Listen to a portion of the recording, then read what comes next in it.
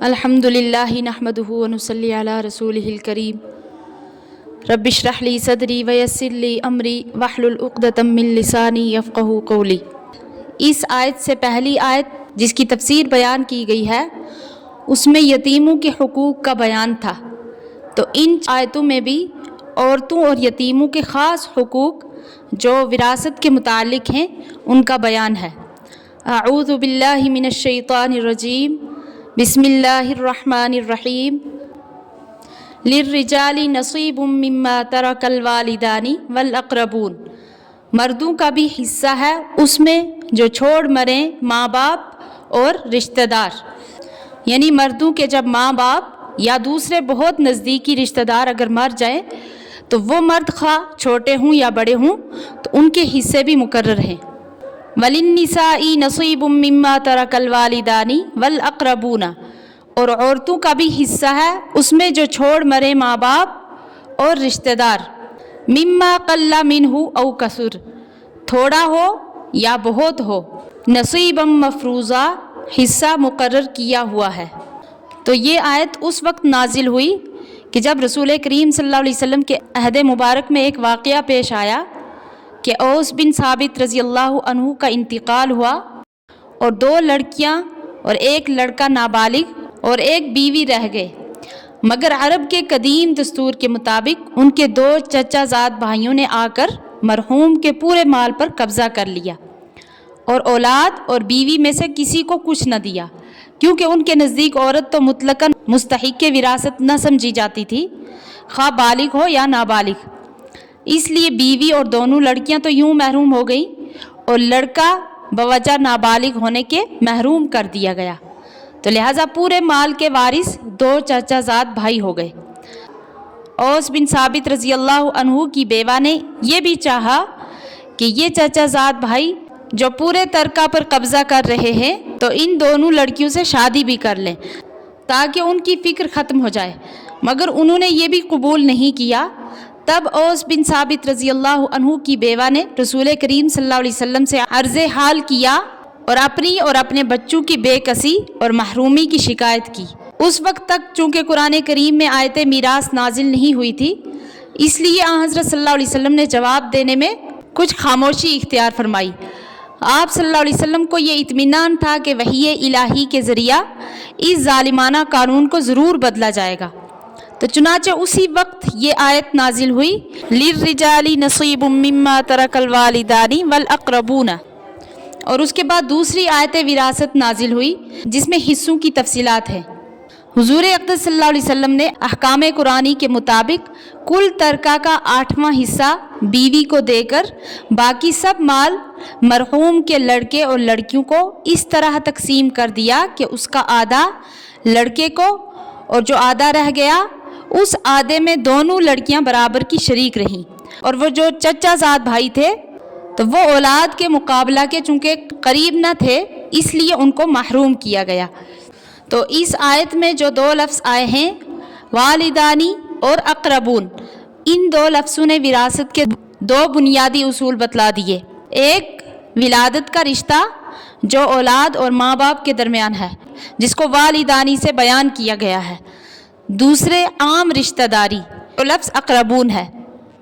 تو اس لفظ اقربون نے یہ بھی بتلا دیا کہ مطلق رشتہ داری وراثت کے لیے کافی نہیں، بلکہ رشتہ میں اقرب ہونا شرط ہے، یعنی جو بالکل قریب کا رشتہ ہو،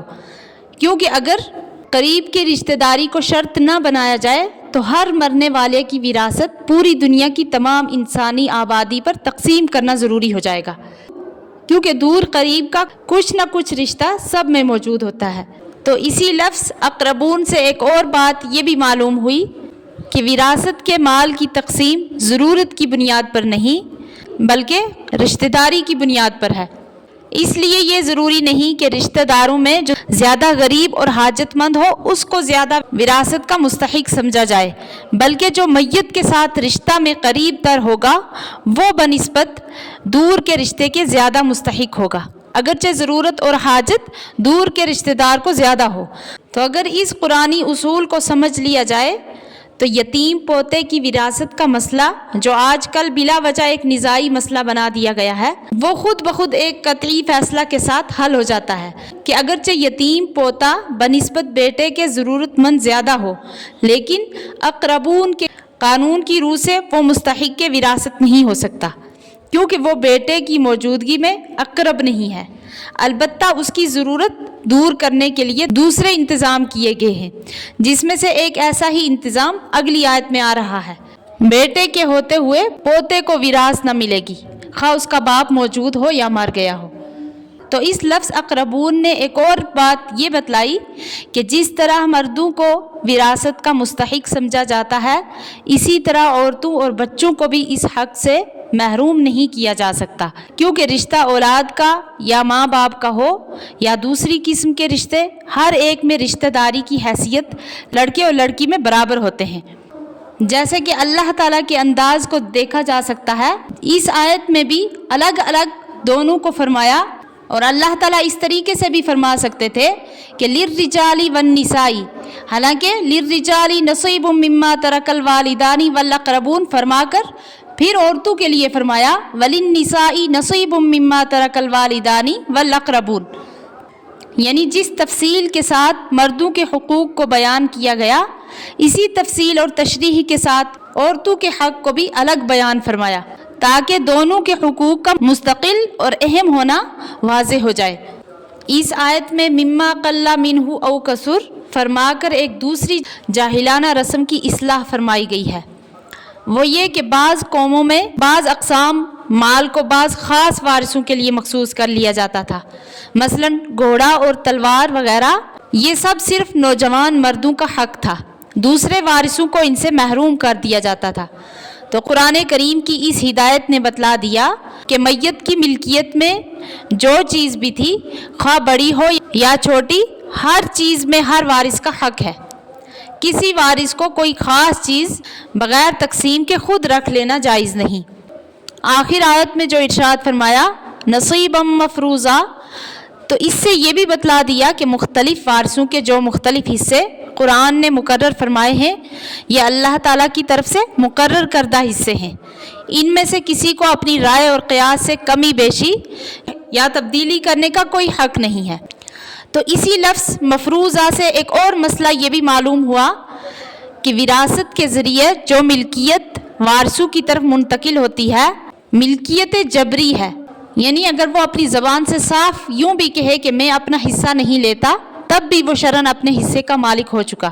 یہ دوسری بات ہے کہ وہ مالک بن کر شرعی قاعدہ کے مطابق کسی دوسرے کو ہبہ کر دے یا بیچ ڈالے یا پھر تقسیم کر دے۔